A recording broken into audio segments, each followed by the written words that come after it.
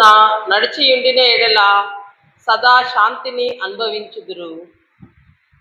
6వ పఠనము బారూకు గ్రంథము 3వ అధ్యాయము 9వ వచనం నుండి 15వ వచనం వరకు మరియు 32వ వచనము 4వ అధ్యాయం 4వ వచనం. ఇజ్రాయేలు, మీరు జీవనదాయకములైన ఆజ్ఞను ఆలింపుడు. మీరు సావధానముగా విని జ్ఞానము బడయుడు.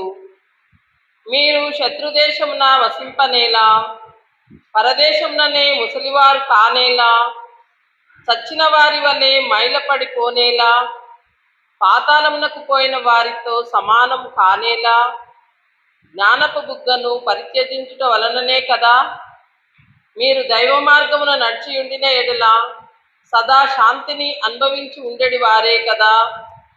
జ్ఞానము, బలము, వివేకము ఎచట లభించునో ఎరుగుడు.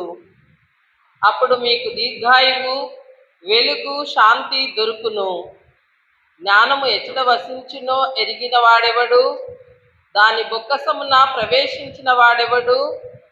అన్నీ ఎరిగిన వాడే జ్ఞానము ఎరుగును. తన తెలివితో ఆయన దానిని కనుగొనెను.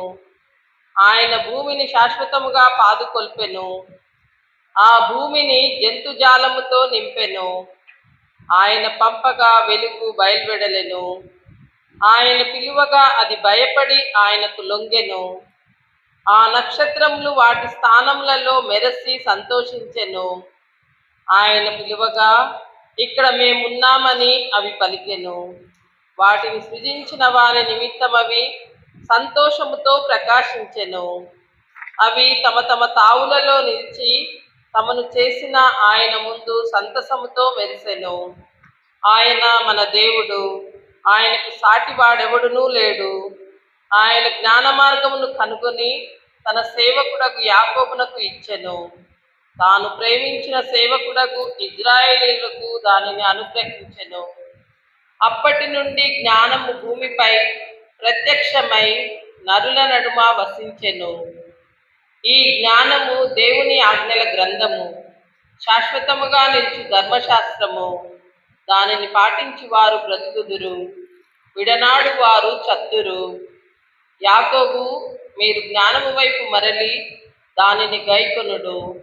దాని వెలుగులో కాంతి వైపు నడువుడు. దేవుడు మీకు ఇచ్చిన మహిమను అన్యుల కొసగుడు. మీ భాగ్యమును అన్య ప్రజలకు వదిలివేయకుడు.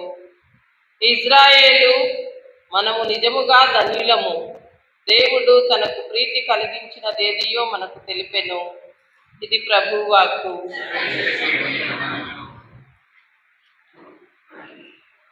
ప్రార్థించుదము. మా రక్షణదాత యెహోవా సర్వేశ్వర, మీరు మీ సత్య సభల కొత్త ప్రజలను చేర్చి దానిని అభివృద్ధి పరుచుచున్నారు.